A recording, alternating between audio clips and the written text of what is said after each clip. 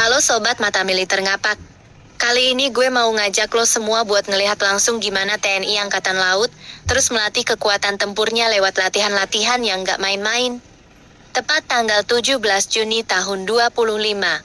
Dua kapal cepat rudal, andalan TNI AL, KRI Kujang 642 dan KRI Alamangdan 2025, dua laut perbatasan Indonesia dan Singapura.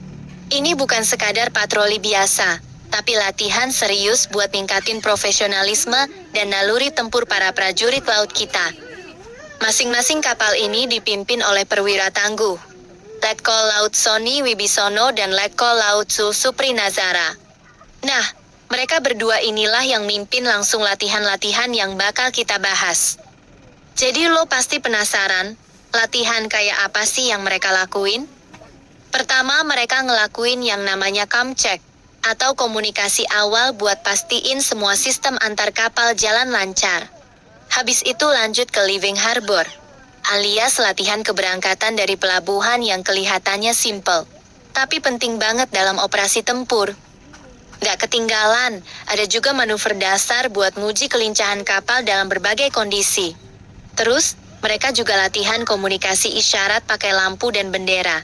Ya bener, bukan cuma teknologi canggih aja yang dipakai. Metode tradisional juga tetap dilatih, karena bisa jadi penyelamat pas alat komunikasi digital lumpuh. Dan yang paling menarik, ada pemeriksaan kapal oleh tim VBSS. Buat lo yang belum tahu, VBSS itu singkatan dari Visit, Port, Search and Seizure.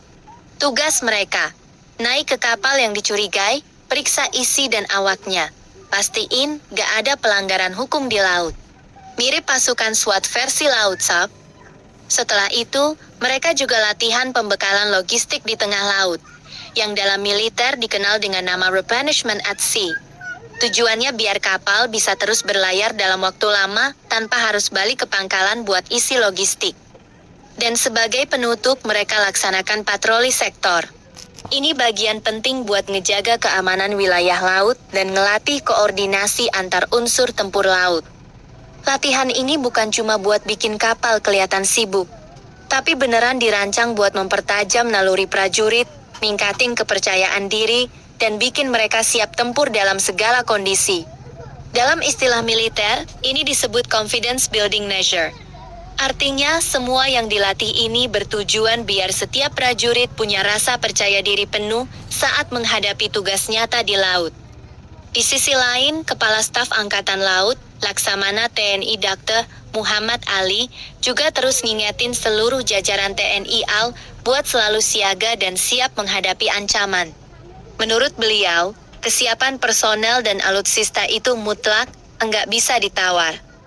Karena kita tahu sendiri, Laut Indonesia ini luas banget, dan bukan cuma jadi jalur perdagangan, tapi juga rawan konflik. Makanya, kekuatan laut kita harus bisa diandalkan kapanpun dan dimanapun. Dari latihan ini, lo bisa lihat sendiri, TNI AL nggak main-main dalam jaga laut kita. Mereka bukan cuma jago teknologi dan taktik, tapi juga punya mental baja dan disiplin tinggi. Jadi buat lo yang bangga sama kekuatan militer Indonesia, apalagi yang suka dunia kemaritiman, jangan lupa terus dukung channel ini. Klik like, subscribe, dan nyalain loncengnya biar lo nggak ketinggalan update terbaru soal dunia pertahanan dan alutsista Indonesia. Gue pamit dulu.